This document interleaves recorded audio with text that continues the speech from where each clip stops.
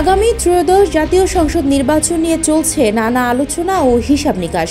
এ বিষয়ে ধৈর্যের পরীক্ষায় অবতীর্ণ হয়েছে দেশের বৃহৎ রাজনৈতিক দল বিএনপি। তবে নির্বাচন ইস্যুতে এবার অন্তর্বর্তীকালীন সরকারের প্রধান উপদেষ্টা ডক্টর মোহাম্মদ ইউনূসের কাছে সুস্পষ্ট রূপরেখা জানতে চাইবে বিএনপি। এ বিষয়ে বুধবার বিএনপির শীর্ষ পর্যায়ের একটি প্রতিনিধি দলের সঙ্গে প্রধান উপদেষ্টার বৈঠকের কথা রয়েছে।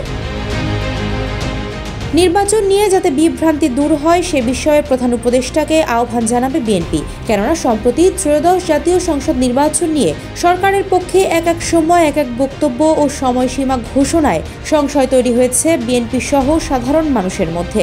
যে কারণে প্রধান উপদেষ্টার সঙ্গে দেখা করে নির্বাচনের সুস্পষ্ট রূপরেখার বিষয়ে জানতে চাইবে বিএনপি।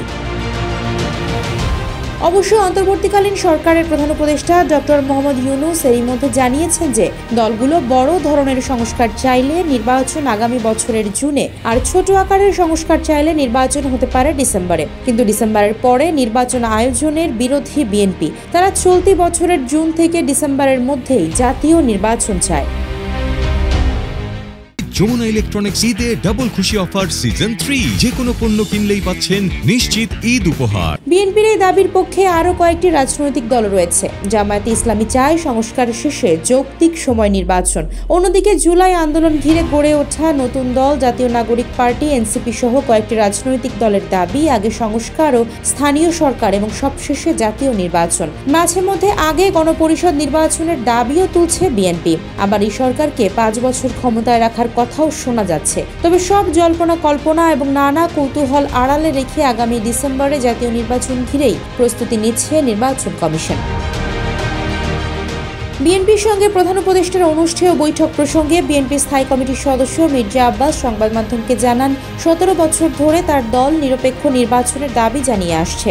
এ কারণে আওয়ামী লীগ সরকারের বিরুদ্ধে যত যুদ্ধ বিগ্রহ এবং আন্দোলন সংগ্রাম করেছেন তারা। মির্জা আব্বাস বলেন, যেখানে প্রধান উপদেষ্টা বলেন ডিসেম্বরে নির্বাচনের কথা, আবার আরেকজন বলেন জুনে নির্বাচনের কথা, আবার আরেকজন বলেন 5 বছর এই সরকার থাকা দরকার, জনগণ চায়। এই কথাগুলো একটা বিভ্রান্তিকর পরিবেশ তৈরি করেছে। এতে জনগণের সন্দেহ রয়েই যায়। বিএনপিও দ্বিধাদ্বন্দ্বে রয়েছে। এটাকে পরিষ্কার করার জন্যই তারা প্রধান উপদেষ্টার কাছে যাবেন।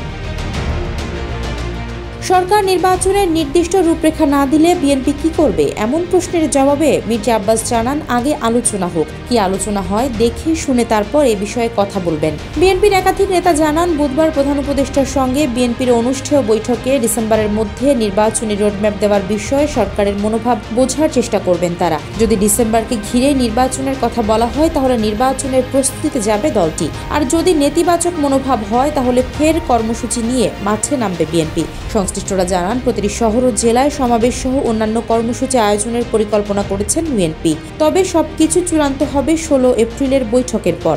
এ প্রসঙ্গে একটি প্রতিবেদন প্রকাশ করেছে জাতীয় দৈনিক কালবেলা। আফসারা নাজ, নিউজ ডেস্ক, ইত্তেফাক।